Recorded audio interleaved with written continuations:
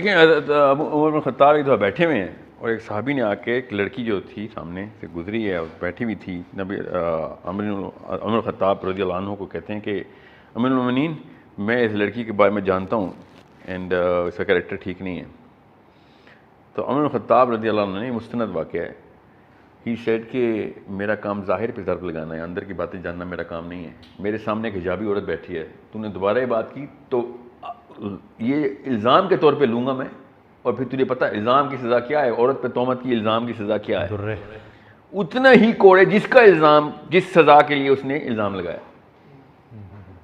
سوچیں ذرا کہ جس کو کہتے ہیں نا عمر بن خطاب ہوتے تو ٹیرر سے کانپ رہے ہوتے، وہی لوگ ٹیرر سے کانپ رہے ہوتے کہ جو لوگوں کو جج کرتے پھرتے ہیں. حضرت عمر بن خطاب کے سامنے جو اوپننیس دکھائی ہے، حضرت عبد الرحمن بن عوف کو بائی دا وے یہ ڈر تھا کہ عمر بن خطاب بڑے اسٹرکٹ آدمی، تو ابوبکر صدیق نے ان سے کہا کہ تو دیکھی تو اس عمر کو نہیں جانتا جس کو میں جانتا ہوں.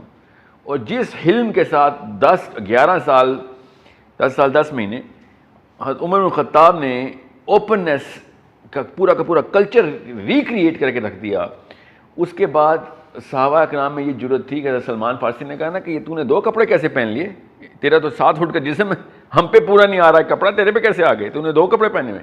یہ اوپننیس صرف اس کلچر کے اندر کیوں ہے، ہمارے اندر کیوں نہیں ہے؟ میں اپنے والد صاحب دوست کے والد صاحب سے، اپنے والد صاحب سے، اپنے بڑے بھائی سے بات نہیں کر سکتا کہ یہ انکل یا ابو جی یہ تو معاملہ مجھے غلط لگ رہا ہے. سوچیں ذرا، ایک طرف کہتے ہیں عمر بن خطاب کی بہت ٹیرر تھا، ان کے سامنے ایک بندی کی آئی اور مس کیریج ہو گئی خالی دیکھ کے، بالکل تھا. تو مجھے کیوں ان کو اوپنلی بات کی جا رہی ہے؟ ایک عورت نے حضرت عمر بن خطاب کو کھڑے ہو کے ایک آیت کی تفسیر چینج کر کے بتائی کہ آپ نے ایک آیت غلط پڑھی. تو عمر بن خطاب رضی اللہ عنہ کہا کہ بدو عورت مجھ سے زیادہ قرآن کو جانتی ہے.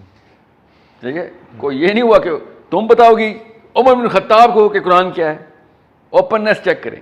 پھر حضرت عائشہ رضی اللہ عنہ کا مناظرہ دیکھیں حضرت عبداللہ بن عباس رضی اللہ عنہ سے، جن کے لیے دعا ہے نبی علیہ السلام کی کہ اس کو اللہ قرآن کا علم عطا کرے، اور وہ پہنچے بھی اس لیول پہ کہ صحابہ سے انہوں نے کہہ دیا کہ کائنات کا کوئی بھی سوال ہو مجھ سے پوچھ لو، قرآن سے جواب دوں گا، اور دیے بھی. اور مگر حضرت عائشہ نے پھر ان کو مناظرے کے دوران، مطلب ہی ہیڈ اے ڈفرنٹ فتویٰ، سورہ نجم کے اوپر چل رہا تھا، اور حضرت عائشہ نے پھر ان کو ٹھیک کیا کہ غلط پکڑا تو نے اس چیز کو. ٹھیک ہے، یہ ہمارے ہاں کبھی ہو کے دکھائے ذرا.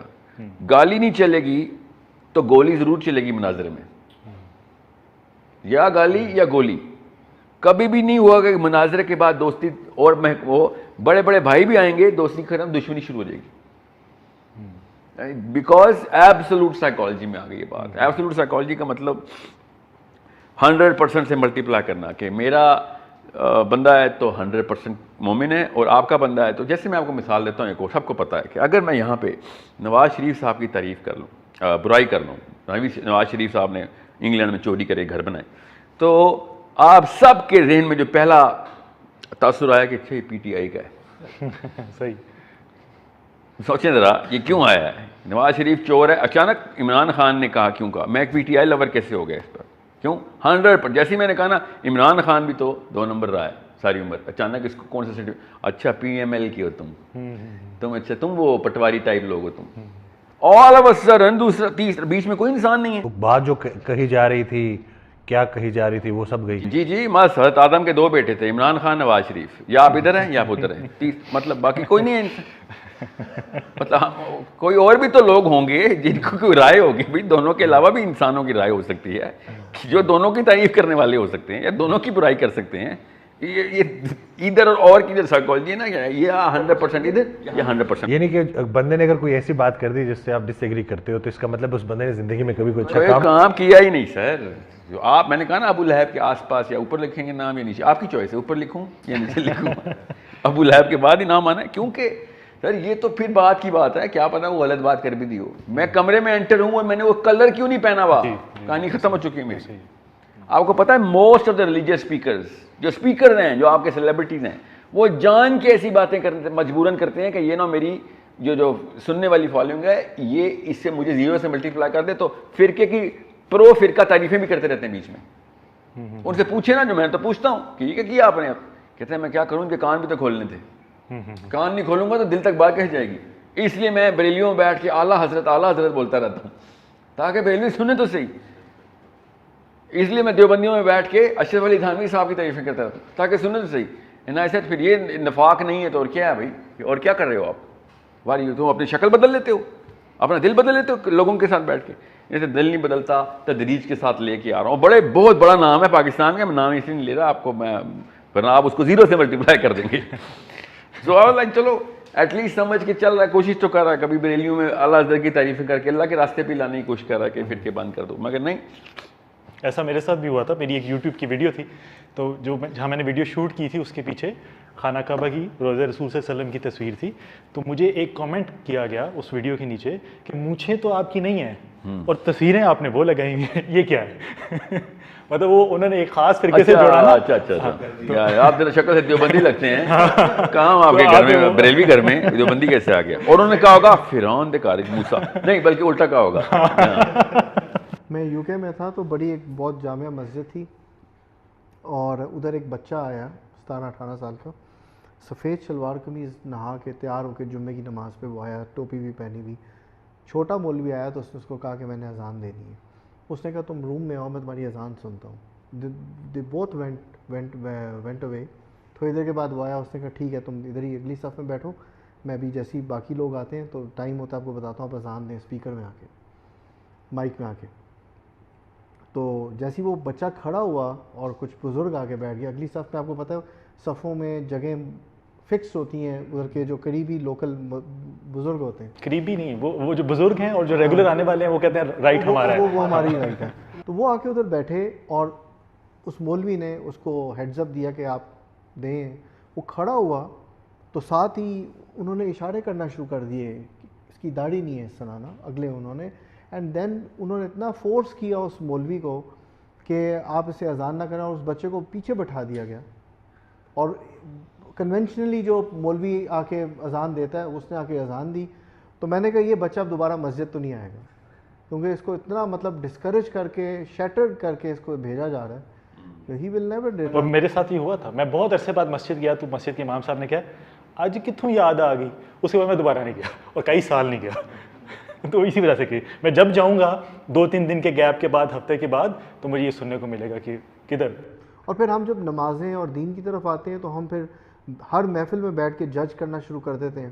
وی started taking our self superior کہ ہم تو جنتی ہو گئے ہیں اور باقی آپ تو جینز اور جاگرز میں ہیں, تو پتہ نہیں آپ کا تو کوئی آگے. بالکل. حضرت کہتے ہیں کہ حضرت واسف رحمۃ اللہ کہتے ہیں, ان کی ایک آڈیو میں سنا, انہوں نے کہا کہ جس انسان کو تم دوزخ میں بھیج رہے ہو نا, یاد رکھنا اللہ اسے تم سے پہلے جنت میں بھیجے گا, صرف تمہارا یہ گمان غلط کرنے کے لیے تم ہوتے کون ہو, اس کو دوزخ میں تم بتاؤ گے کہ یہ. میں آپ کو ایک اور چیز بتاؤں, مجھے اچھا بات آپ کی اس بات سے یاد آ گئی کہ میرے ایک سیشن کے دوران بزرگ نے مجھے بتایا کہ بچوں کو نا غلط کمپنی کا نقصان بتائیں.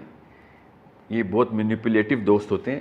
یہ کوئی ہیروئن کی یا کوکین کی محفل میں جاتے ہو تو کیسے وہ گلے ملتے ہیں, تمہیں کتنا اچھا فیل کراتے ہیں, پھر وہ آپ کو موٹیویٹ کرتے ہیں, پھر کوکین پہ ڈالتے ہیں. نا سر آپ کو یہ ساری چیزیں پتہ ہیں؟ کہتے ہیں ہاں بالکل. تو پھر یہ مسجد میں کیوں نہیں کرتے آپ؟ وہاں پہ اس کا الٹا چکا کیوں چلایا ہوا آپ نے؟ بچہ آتا ہے تو اس کو بلائیں, موٹیویٹ کریں.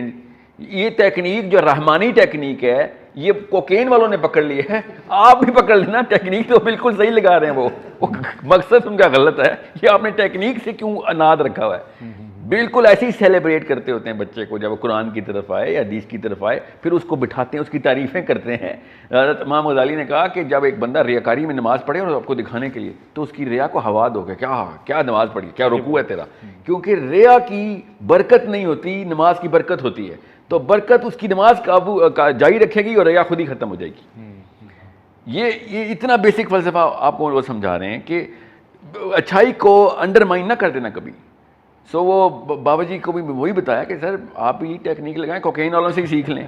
اور ڈانس پارٹی میں جو جشن کرتے ہیں کہ وہ ایک اور دوست آ گیا ہمارا, کیسے اس کو گلے ملتے ہیں, آپ مسجد میں کیوں نہیں وہ گلے مل رہے؟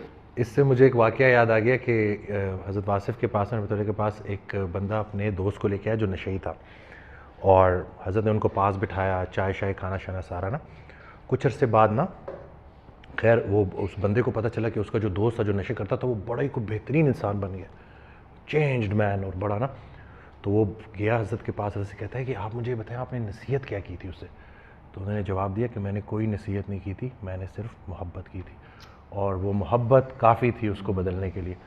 انسان ہمیشہ موسٹ آف دا ٹائم جو ہے وہ اسی محبت کا بھوکا ہوتا ہے، اور یہ زبان ہر بے زبان جانتا ہے، ٹھیک ہے نا؟ تو جب آپ اس کو محبت سے کوئی بات کرتے ہو تو وہ کیسے نہیں بدلے گا؟ وہ حضرت کا یہ جملہ ہے کہ اس زمینی سفر میں اگر کوئی ایک چیز آسمانی ہے تو وہ محبت ہے، اور یہ بڑی عطا، بڑے نصیب کی بات ہے۔ کیا بات ہے۔